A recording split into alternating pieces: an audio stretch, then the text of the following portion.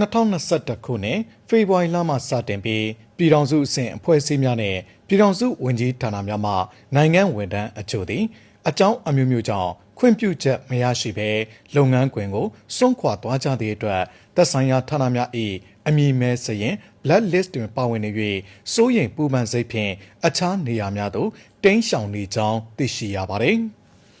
အဆိုပါဝန်ထမ်းများအနေနဲ့မိမိတို့ရောက်ရှိနေသည့်နေရာတွင်ရှိသောရခင်တာဝန်ထမ်းဆောင်ခဲ့သည့်ဌာန၏ရုံးများသို့၎င်းနီးစပ်ရာမြို့နယ်ခွဲမြို့နယ်ခရိုင်တိုင်းဒေသကြီးနှင့်ပြည်내အုပ်ချုပ်ရေးအဖွဲ့အစည်းများသို့၎င်း